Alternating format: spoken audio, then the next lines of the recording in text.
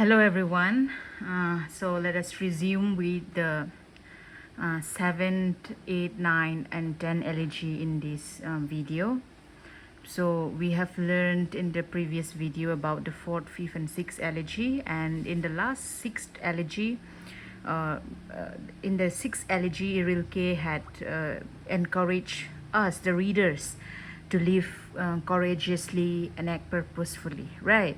So the 7th elegy will take on this idea even further, and he will tell us that instead of focusing on fear, instead of focusing on struggle, the poet will now celebrate life itself.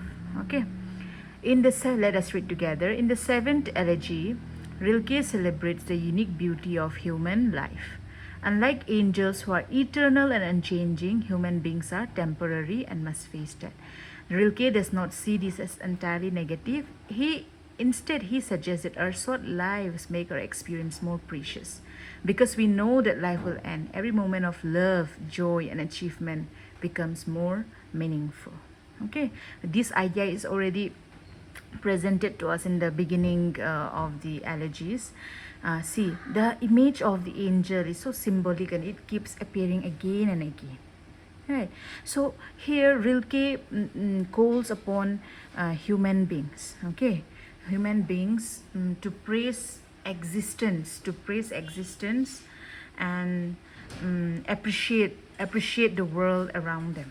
Okay, so he believes that every aspect of life, even if it is temporary in nature, contains so much of beauty and significance. Okay, so instead of us mourning the fact that life is short, Rilke encourages us to celebrate it. Suppose, let's say, talk about the sunset. The beauty of the sunset partly comes from the fact that it lasts only for a few minutes, right? If the sunset remained forever, we might stop appreciating it. Similarly, human life gains value because it is temporary. Okay, so the poet invites us to recognize the wonder and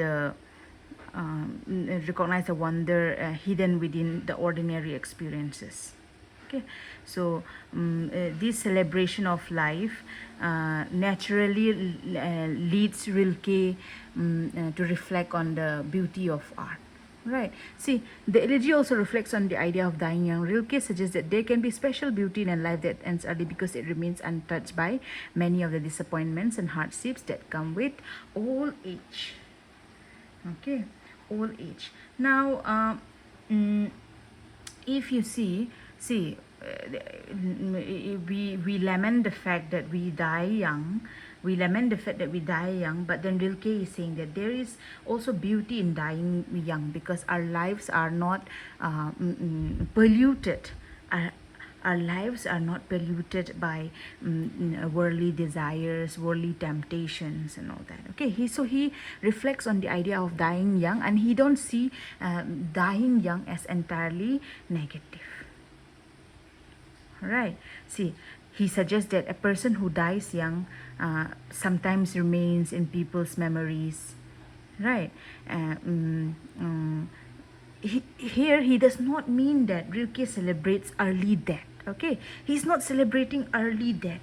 Rather, he's showing that meaning in life, meaning is not determined only by how much you have lived, only by the length of your life. Okay, he's not celebrating dying early, but he is saying that a short life can still leave a powerful impact. Huh? So the point is that every life, whether long or short, can possess beauty and significance. Okay, so Rilke encourages us to focus on how we live rather than how long we live. So don't get confused. He is talking about how human life is temporary and that meaning comes from the temporariness of human life, right? And then he says that even those who die young, right? Even those who die young, there is so much beauty in dying young because it is not on how long we live, but how we live within the span of life that we are given. Okay, so having discussed the beauty of mortality, Rilke now explores one of humanity's greatest gifts, the ability to humanity's ability to transform the world through consciousness and imagination. These are the things that we have already discussed earlier, but we will come back again. Okay. So another important idea in the poem in this seventh elegy is humanity's ability to transform the world through consciousness and imagination. Humans can appreciate nature, create art, build relationships, and give meaning to ordinary things. For example, a simple flower becomes more than a flower when a person admires it, writes about it, or remembers it. In this way, human beings contribute something valuable to existence despite their mortality. So, he is telling us that human beings like you and me have the power to give meaning to the world, right? See, nature like flowers, mountains, rivers, they exist independently. But it is us humans who interact with the gifts of nature in unique ways, right? Like, let's say a flower growing in a field is simply a flower. However, when a poet writes about it, an artist paints it, or a person associates it with a cherished memory, the flower becomes meaningful. Right. See, many of us see daffodils, but then William Wordsworth saw the daffodils, reflect on it, compares it with human life and all that. So he gives, like daffodils the meaning. He gives daffodils beauty, depth, and significance. Right. So Rilke here in the first paragraph is suggesting that we humans have one unique ability, that is we can give meaning to the world through our imagination, through our consciousness, by writing about it, by appreciating it, by like transforming it into something richer and more meaningful through a poem or a song. Okay, so this creative ability, so the first idea is about creative ability of humans. Okay, we see the world around us, we see nature, flowers, mountains, rivers all around us, but it is up to us to give meaning to it by writing about it, by transforming it into a song, by comparing it to human experiences. We can add more beauty and significance. So human has this creative ability to make something valuable and meaningful. Okay, so now in this elegy, Rilke will once again reach out to the angels. So he's continuously calling out to the angels. Okay, he at the end of the elegy, let us read together. Rilke boldly reached out to the angels. He knows that they belong to a higher realm and can never be fully understood by humans. Yet he continues to call them. This act shows humanity's endless desire to reach beyond its limits and connect with something greater than itself. So, at the end of the poem, Rilke addresses the angels once more, right? He understands that, the angels belong to a realm or a place, and they can never be fully understood by human beings, and human beings can never reach the perfection that angels have, right? Yet he continues calling to them. Okay, so he continues calling out to them, and he continuously calling out to them. The act of him continuously calling out to angels symbolizes the humans' desire to reach or go beyond their limits and seek something greater than itself. Okay, see, whether it is through religion, philosophy, art, or personal reflection, people continually search for deeper meaning. Okay, so he calls out to the angels. Human beings may lack the perfection of angels, but then human beings also possess something equally valuable, right? The ability to love, create, remember, find meaning in the temporary life, right? But then he still calls to the angels, knowing that humans also have unique ability apart from angels, but he continuously calls out to the angels. And this act shows that human beings have this endless desire to seek something greater than itself. Okay, So the seventh elegy, the core idea of uh, the seventh elegy is that um, like he celebrates the beauty of human mortality. Mortality means that humans are mortal, right? We face that. And the poet Rilke argues that because life is temporary, it becomes valuable and meaningful. Human beings may not possess the perfection of angels. Angels are perfect, angels are divine, angels are whole and complete. But there means humans. Humans' ability to love, create, and find meaning in a fleeting existence gives their lives a unique dignity and beauty. So you may be raised questions on the difference between angels and humans, and then there is where you will answer that Rilke argues that angels have perfection, angels are whole, angels are sublime. But then you can also say that, but unlike angels, human beings also have something more valuable and meaningful. That is, they have a mortal life, they have mortality, and because of their short life, their life becomes meaningful. Okay, that is it. But their ability to love, create, and find meaning in a fleeting existence gives their life a unique dignity and beauty.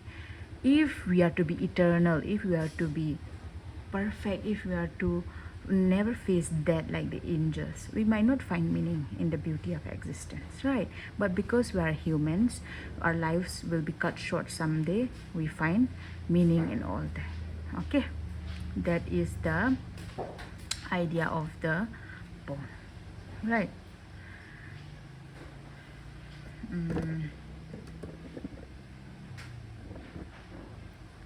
Now let us go to the eighth elegy. So in the eighth elegy, Rilke reflects on one of the deepest differences between humans and animals again. Okay, we have done this, but he goes back again. He envies animals because they live naturally in the present moment and do not worry about that. Humans, however, are always aware that they will die someday, and this knowledge creates fear, anxiety, and sickness. For Rilke, the real problem is not death itself, but the constant awareness of it. I think it is clear. No? The greatest burden for humans is not facing death itself, but the constant knowledge that we will die someday. Okay, see, this constant awareness is what makes humans different from animals. That is what Rilke is suggesting. Okay, this constant awareness separates humans from the simple peace that animals seems to possess, because animals, they live they live in full freedom. They don't have to worry about they don't have to worry about what they eat or what they wear. They don't have to worry about that because they do not have the capacity to think like that. But humans, we do have, and this knowledge, okay, this awareness is our greatest burden. Okay. With all its eyes, the natural world looks outward. Rilke suggests that animals are fully connected to the world around them. They simply live, eat, move, and exist without questioning life. See, a bird flying through the sky or a deer running through a forest does not think about its future death. Because of this, because of this, animals experience a kind of peace and freedom that humans cannot achieve. Okay, so the animals focus on the world around them, and they respond directly to life without overthinking it, right? Because of this, they experience a kind of harmony with nature. Okay, so Rilke admires this quality because humans rarely achieve it. right? Human beings are often trapped in endless thoughts and worries. So instead of fully experiencing the present, what happens is they become distracted by memories or memories of the past or fears of the future. Okay, humans on the other hand are trapped by self-consciousness. We are turned around by our own eyes, which means that people are always looking inward and analyzing themselves, worrying about the future, thinking about that. See, for example, while an animal enjoys on a sunny day without concern, a human may enjoy it while also worrying about aging, failure, or mortality. So, Rilke is suggesting that our awareness gives us intelligence, but it also separates us from the simple happiness found in nature. So, the idea of the humans versus animals is that humans, we the greatest burden is our self-awareness. Okay, we are self-aware that our lives are short, so we keep thinking, over analyzing, and that is our greatest burden according to Rilke. Okay, so we have one very symbolic image in the eighth elegy, which is another important concept in this elegy is what Rilke calls the open. Okay. Animals, let us read together. Animals live in this open because they are fully part of life and nature. They do not divide the world into past, present, and future. Very important. Humans, however, are cut off from the open because they constantly think and judge. Right. For example, a child sometimes experiences the open while playing freely without worries. But adults often lose this ability as they become more aware of time and death. Okay. We analyze ourselves, we judge ourselves, we worry about the future. Right. So, human consciousness, unlike animals who live in the uh, open means alive without division of the past, present, or the future, just living with the flow. That is the idea of the open. But because we human beings are consciously self-aware, this self-consciousness and awareness brings both intelligence and creativity. Okay, now, but this self-awareness brings intelligence, creativity, but it also brings anxiety. How? Because we are aware that life is short and that we think about the past, the future, and the present. We try to live more cautiously. We try to live a meaningful life, right?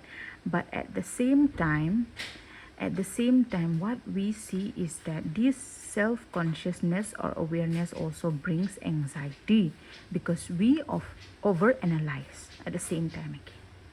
Okay. Uh, mm, so the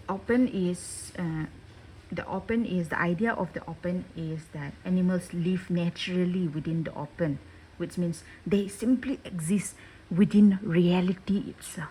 Okay, they just live in the moment, they just go with the flow, they just live with the reality of life. But Rilke believes that, you know, example, see, when a bird flies, it is fully engaged in flying, right? It is not thinking about yesterday or tomorrow. So Rilke believes that, that humans have does not have this ability or does not have this idea, right? Of course, children, like, let's say, a child is not worrying about tomorrow's problem. The child is fully present. Children may sometimes experience this open, but not adults like us, right? Because we become increasingly aware of time, responsibility, and mortality. Okay, so he says that a child, like the animals, may sometimes experience the open, but for adults that is not the case because we have the capability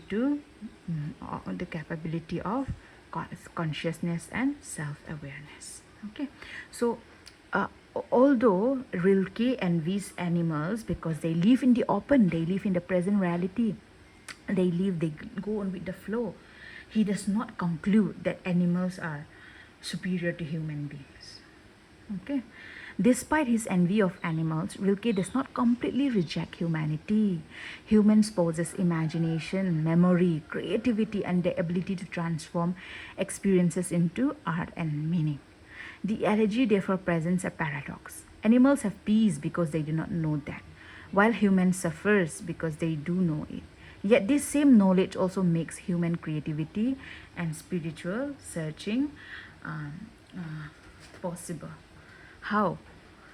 Right, because humans reflect on life. No? We create art, literature, music. Right.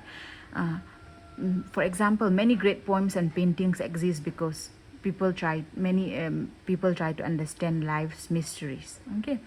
See, animals may possess peace, but then because they do not know about that, they do not think about that. But humans, we don't have peace because we think about that. But then he says that humans possess creativity and spiritual depth. Okay, because we know that we will die, we try giving meaning to our life. We turn to religion, we turn to education, we turn to we try to make life meaningful. That's why, though we worry about that, and though we are not peaceful like the animals, and though we worry about that, this worriness, this burden, this self-awareness also also help us to be creative, because uh, mm, we try to what is that we try to what is the word that I'm looking for?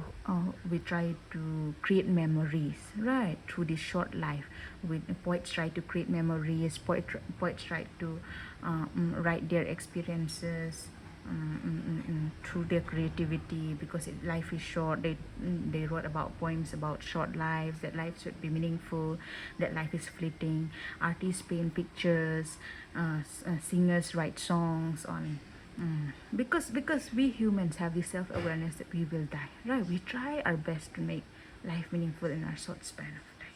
Okay, so he says that animals are peaceful, humans are not, but then he says that yet humanity and the same knowledge also makes human creativity and spiritual searching possible. Because we know that we will die, we worry about the afterlife, right? So we try to live responsibly, we try to live spiritually, we try to go get closer to God. Many Christians believe in the afterlife and all that. Okay, because we worry that we will die. And this awareness also makes us search for spirituality. This also makes us search for a meaningful life. Okay. So the core idea of the eighth elegy is that animals are fortunate because they live naturally in the present and are aware of death. Humans are troubled by the knowledge of their mortality. Okay. So while this awareness causes fear and separation from nature, it also gives humans the ability to create meaning, art, and spiritual understanding. Right. So, thus the poem presents both the tragedy and the greatness of being human. What is the tragedy of being human? Is that we have this self-consciousness, self-awareness that we are born and we will die. Right. And what is the greatness of being human? The greatness lies in the fact that because we are born and we will die, we know that we are mortal beings. We try to create meaning. We try to experience love. We try to experience disappointments. We experience all the aspects of life. And then that is the greatness of being human. Right? We try to give life meaning to life, because knowing that our life will be cut short someday.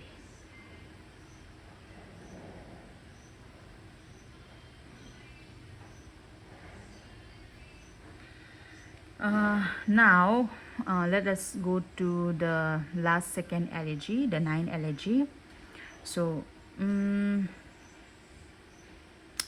see, in the ninth elegy, Rilke reflects on the meaning of human life and the certainty of death. And like many people who fear death and desperately cling to life, Rilke argues that death is a natural part of existence and should be accepted. Instead of worrying about what happens after death, people should focus on making their lives meaningful while they are alive. Perhaps we are here in order to say house, bridge, fountain, gate, pitcher, fruit tree, window.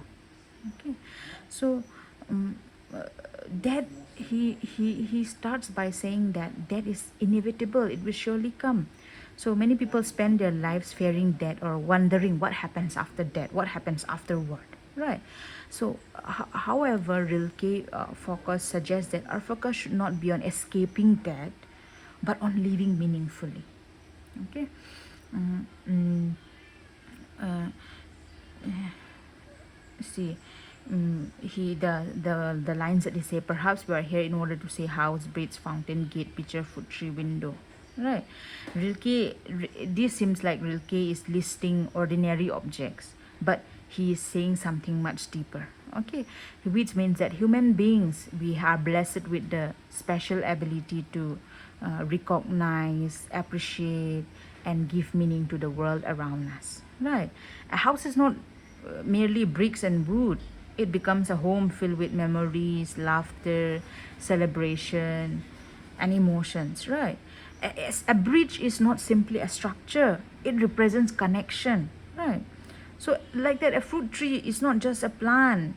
It may remind someone of, childhood, family, or a particular place. Okay, so Rilke believes that humans have this ability to transform the physical world around us into a world of uh, mm, importance, into a world of meaning through our imagination, through our thinking, through our memory, through our language, right? Suppose a home teaches us something deeper, that it is about family, it's about love, where love is created. A tree may reminds us of childhood. We love a tree not because of the just the fruit and the shade it gives, but it reminds us of the childhood that we spend swinging on the trees and all that. So he is saying that humans, we have the special ability to give meaning to ordinary objects like house, bridge, fountain, gate, pitcher, fruit tree, window, etc. Okay, to recognize, Rilke suggests that humans have a special role in the world. To recognize, recognize a house, appreciate the house, and give meaning to ordinary things. We give meaning to ordinary things, right? Bridge is not just a structure, but it symbolizes connection. A fruit tree is not just a tree, but it is about, uh, let's say it is about, it reminds us of our childhood or a particular place, right? A tree is not just a plant. Through language, memory, and imagination, human beings transform these objects into something meaningful. Okay, now Rilke also questions whether anything of us survives after death. Right. Rilke also ponders what happens. Do we survive after death? What happens after death? Okay. He admits that no one can know for certain what happens in the afterlife. However, he believes that even if some part of the soul continues, our physical voice will not. That is why he emphasizes on the importance of speaking, creating, and expressing ourselves now. Okay. Now, uh, uh, like many philosophers and poets, so Rilke wonders what happens after death, right? And then he admits that nobody can know for certain what happens. So instead of focusing on uncertain answers, that instead of focusing on things that we don't have answers to, he shifts attention to something we can control. And what is that? How we can live now. Okay, so Rilke believes that like our voice, thoughts, creativity, and actions matter because life is temporary.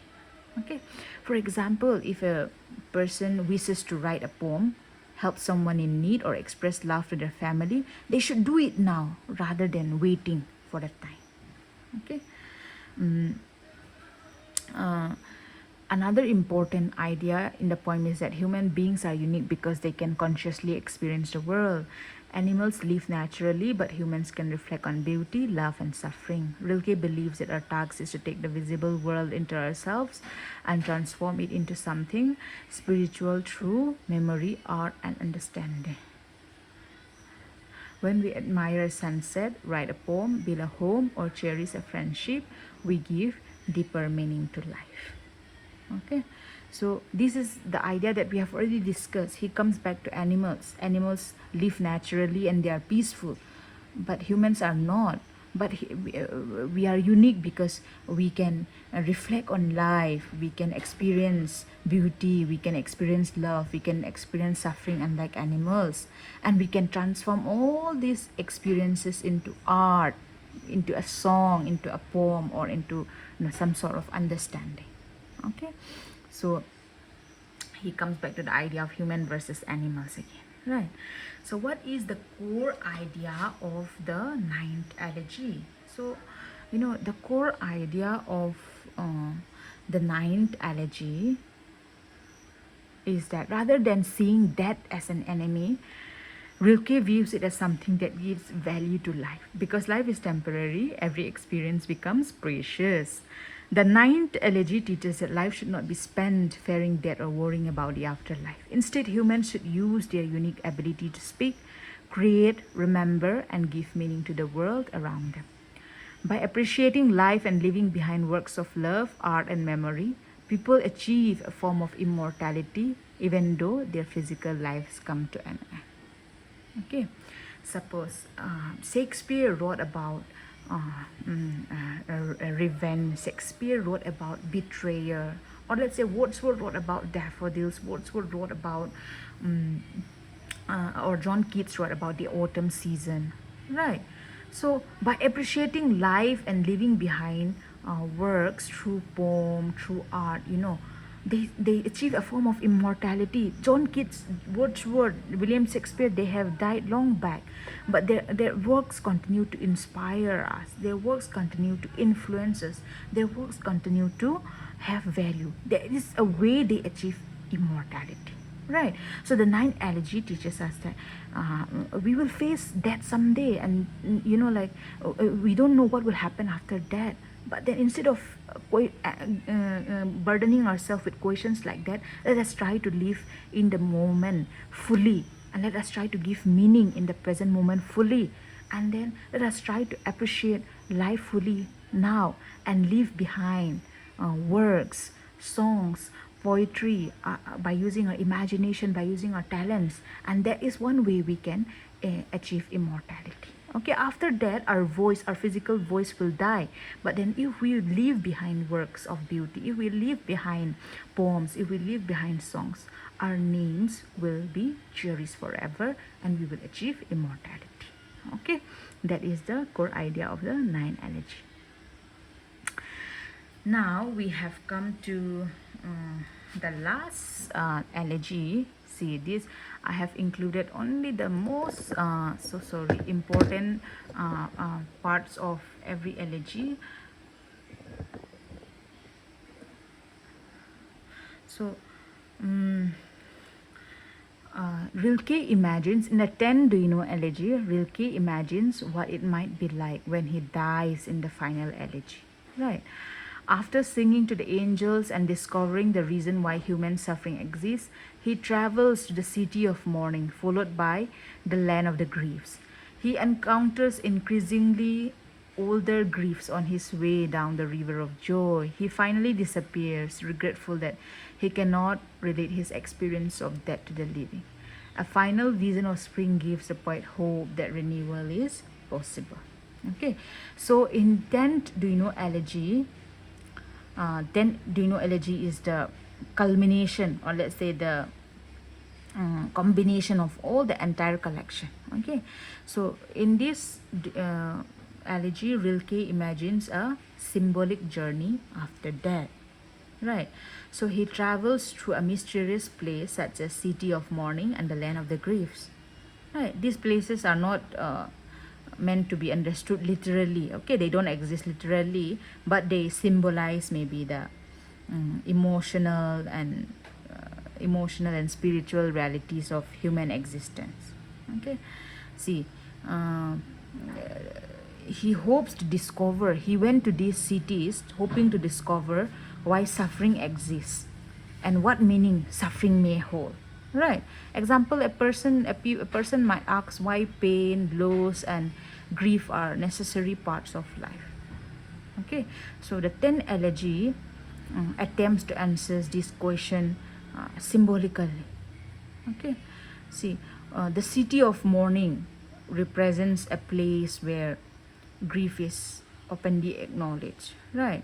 People often hide their sadness, they try to appear strong, or they try to avoid discussing painful experiences, right? But uh, Rilke believes that grief deserves recognition because it teaches important truths. Okay, why suffering exists and what meaning can it have? He tries to find these answers, so he's traveling through the city of mourning, where people are openly acknowledging their sorrow and sadness. Right. Now, in the city of mourning, he realized that suffering is accepted as an essential part of human experience. Rilke suggests that grief should not be rejected because it teaches important truths about love, loss, and mortality. Right. Mm, mm, for example, when we lose someone we love, the pain we feel reflects the depth of love we have for that person. Right. So without love, there would be no grief. Okay, so the city, he is passing through the symbolic city, the city of mourning and the city of grief, right? And they remind us that sorrow is not something to be ashamed of. It is a part of being human. We experience sorrow, we experience pain because, like, we experience sorrow when our loved ones die. But that sorrow reflects the depth of love we have for that person, right? It is a part of being human. Okay, so Rilke suggests that grief helps us better understand life itself. Okay, loss teaches us compassion, appreciation, and emotional depth, right? S- uh, uh, so suffering is not simply something to endure, it is part of the process through which human beings gain deeper insight into our existence. Okay, now, after passing through the city of mourning, in the city of mourning, what did he learn? He learned that people mourn and people suffer, and then this suffering and mourning is part of is what makes us human, right? It's what makes us human. The pain, the mourning reflects how much love we hold, right? How much love we hold in our heart. Okay, now after passing through the city of mourning, the poet enters the land of the griefs. Here, grief is personified as living beings who guide him on his journey. He encounters increasingly older griefs, suggesting that sorrow is ancient and universal. Very important. Every generation experienced loss, and grief has existed as long as humanity itself. So these figures help the poet understand that suffering is not personal punishment but a shared part of being human. Okay, so uh, in the land of the griefs, sorrow. Okay, so Rilke encounters older and older grief, suggesting that suffering is ancient and universal. See, every generation experiences loss, every culture experiences mourning, right? Every human being will face pain, will face disappointment, right? So even when we look at ancient civilization or even modern society, grief, sorrow, pain remains a shared human experience, right? It has been there, grief, sorrow, pain, as long as humanity um, a- as long as humanity flourish in this world, right? Grief, pain, and suffering will be there always. So this realization changes the poet's perspective. Okay, whether he look at ancient civilization, whether he look at the society that is to come, he realizes that grief, pain will remain a shared human experience. It will never go off, right? So now he no longer sees suffering as personal punishment. Instead, he sees suffering as a part of the common human journey that every humans will go through. Okay. Now, the river of joy appears alongside these sorrows. Okay, what is the river of joy? See, a very what is it, surprising image. Joy and grief, he will connect it. Okay, so another important symbol is a river of joy. At first it seems surprising that a journey through grief would take place beside a river associated with joy. However, Rilke suggests that sorrow and joy are closely connected.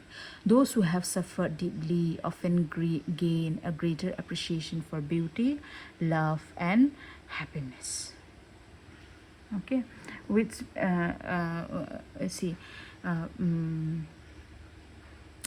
see it is, I think it is self-explanatory, because like he goes through the land of the griefs, and then he realized that, oh, he goes through the city of mourning, and he realized that, oh, people are mourning, and people have realized that mourning is a part of being human, and it reflects how much we love and how much we show concern, right? That's why we mourn or we feel sad. And then he comes to the land of the griefs, and then he realized that, oh, as long as humanity exists, as long as humans continue to live on this earth, grief will always be a shared human memory, and we should never take it personal, right?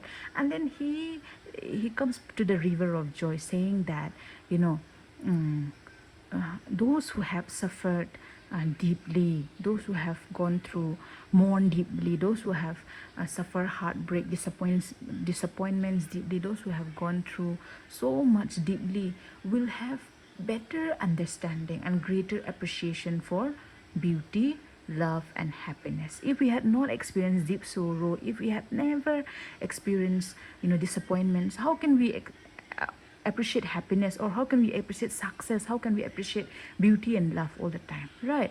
But because we have experienced immense torment, we have experienced immense sadness, we have experienced immense grief and mourning, that makes us appreciate beauty, love, happiness, success more. Okay, that is his explanation. Now, as the poet moves further into the realm of death, he gradually disappears from the world of the living. This is one of the saddest moments in the elegy. He gains knowledge about death and existence, but he realizes that he cannot return to share this wisdom with those still alive. There is an unbridgeable gap between the dead and the living. This reflects a central human frustration. Everyone wonders what that is like, but no one can come back and explain it. Isn't it beautiful? See, he realizes that he cannot return. He goes to the land of the dead, and he gains a profound understanding of existence. Right. He gains a profound understanding of existence.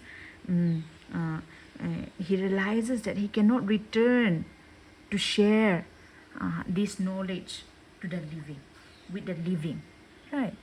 Everyone wonders about that, but no one can come back and explain it. Those who have experienced it, those who have died, cannot come back and explain it, right? That is it. There is an unbridgeable gap between the dead and the living, right? He goes to the land of the dead, and he cannot come back, right? No one can come back to explain it. There is an unbridgeable gap between the dead and the living, because when a person faces death, he cannot come back, right? He cannot come back to give answers to the people still living what death is like, right? That is it. And then however, the elegy does not end in despair. Okay, instead, Rilke concludes with the image of spring.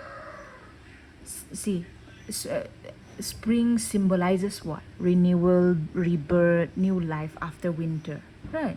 After winter comes fresh growth, after darkness comes light, right? So through this image of spring, Rilke suggests that that may be part of a larger process of transformation.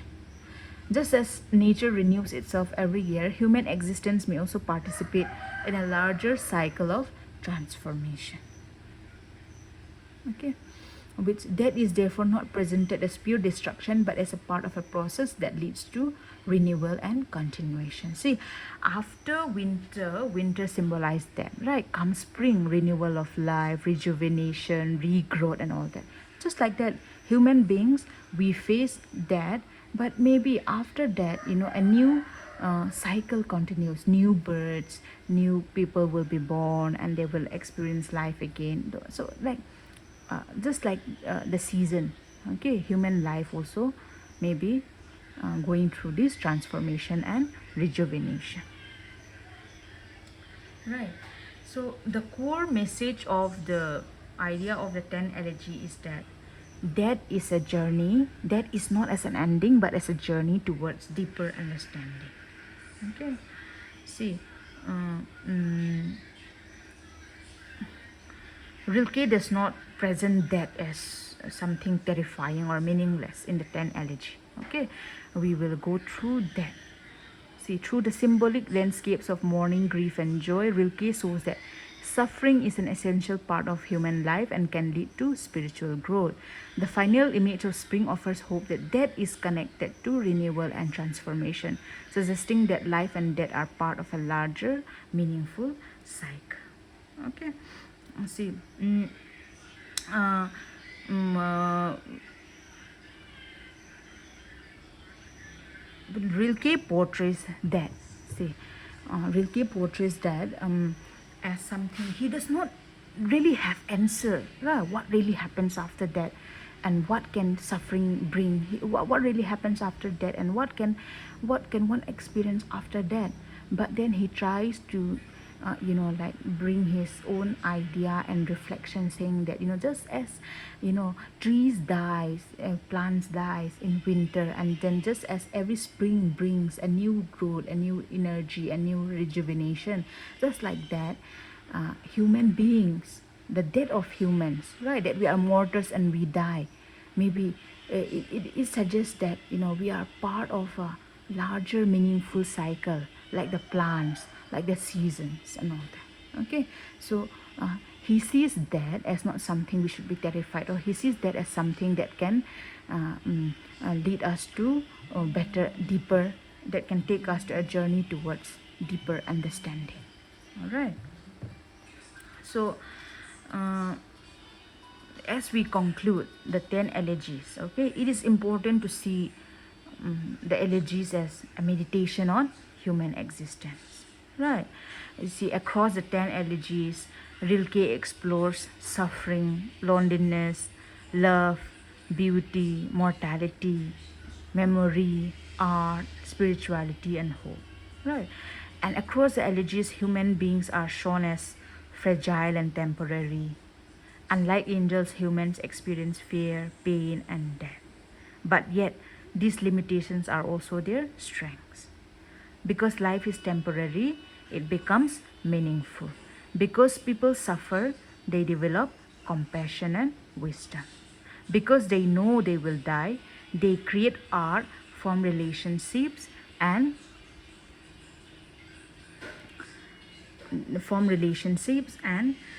search for purpose. Okay, so throughout the collection, Rilke teaches that suffering is not meaningless. It can be transformed into beauty, understanding, and creativity. Okay, so the Duino Elegy celebrates humanity's extraordinary ability to find meaning in a fragile and uncertain world.